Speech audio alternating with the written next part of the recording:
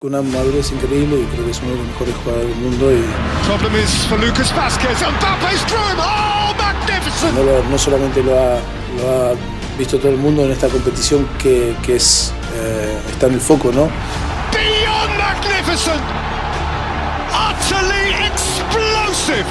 Tengo la suerte después de casi un año y unos meses trabajando aquí en París con él, de poderlo ver en el día a día. Y es un top.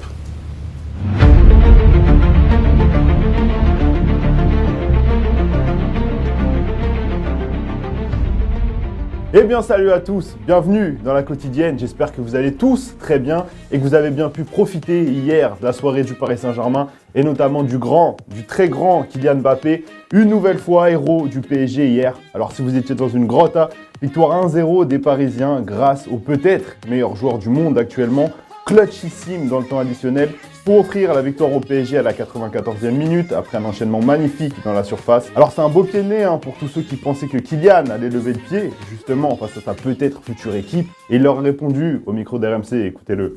Il y a beaucoup de choses qui se disent, tout le monde sait un peu tout et parle pour rien dire.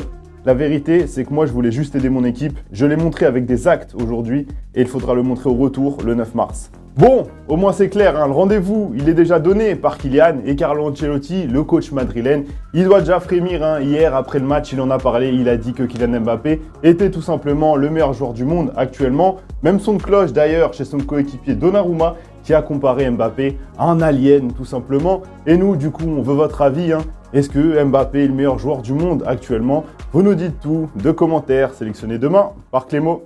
Et en parlant de Mbappé, petite scène sympa qu'on a vue avant la rencontre entre Mbappé donc et Benzema qui ont échangé accolades, sourires, petites phrases qu'on n'a pas compris tout de suite mais qui ont été décryptées derrière par nos collègues d'RMC.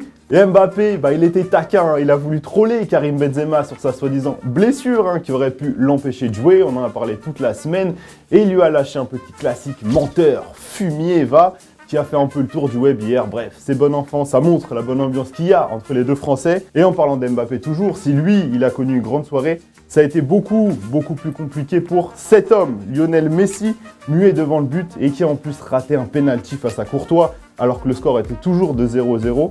Coup dur pour Messi, qui devient d'ailleurs au passage le joueur ayant raté le plus de pénaltys dans l'histoire de la Ligue des Champions. Ça fait 5 sur 23 tentatives selon nos confrères d'Opta. Alors ça va pas arranger ses affaires à Léo Messi, souvent critiqué depuis son arrivée au PSG, si bien qu'en Espagne c'est allé loin, très loin, notamment dans El Chiringuito, où ils en sont simplement arrivés à cette conclusion: Messi est finito.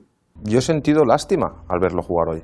He sentido lástima de ver a Messi. Te lo he dicho, yo no he visto a Leo Messi ni un minuto jugando esta temporada con el Paris Saint-Germain porque no quiero verlo. Pues si queréis decir, dice que Messi está acabado, pues creo que sí, sinceramente, y no pasa nada.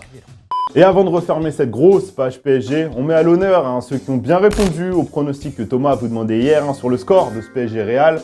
Alors vous avez été nombreux à trouver ce 1-0, mais les plus rapides ont été Aruna, Marine et Ryan. Et bravo notamment aux deux derniers cités qui ont également trouvé le buteur, vous nous régalez. Allez, après avoir fait le tour de ce choc entre le PSG et le Real, on fait une petite pause, on passe au football vrai, mais il va être un peu spécial aujourd'hui parce que vous ne verrez aucun but. Et on commence fort avec ce mec que vous voyez là, entouré d'un petit rond, qui s'amuse à suivre l'arbitre, mais il va pas faire que ça, regardez bien, il guette, il attend le moment fatidique pour lever son drapeau comme lui.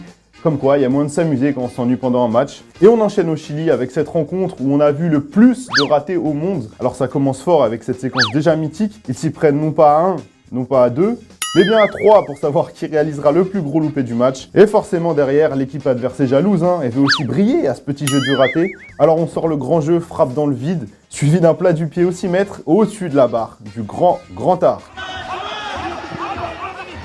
Por encima del travesaño.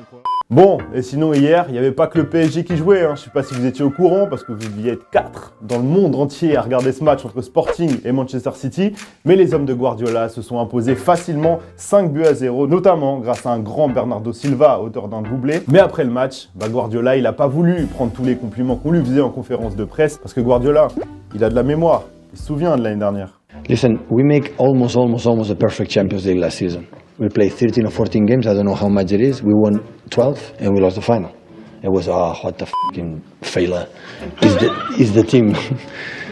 And it's not true. Ligue des Champions toujours, et ça continue ce soir avec 2 rencontres, Salzbourg-Bayern et surtout un petit choc sympa entre l'Inter et Liverpool.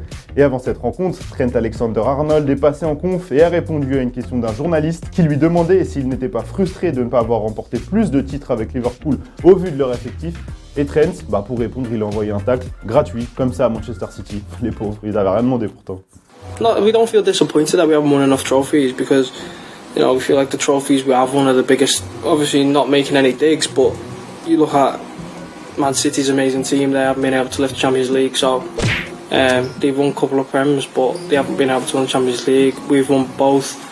Et c'est déjà la fin de la quotidienne les amis, et oui, ça passe beaucoup trop vite. Demain, soyez au rendez-vous, vous retrouvez votre petit pote Clémo. Si vous avez kiffé la quotidienne comme d'habitude, laissez votre petit like, ça nous aide beaucoup. En attendant, on se quitte comme d'hab, en images et en musique. Ciao!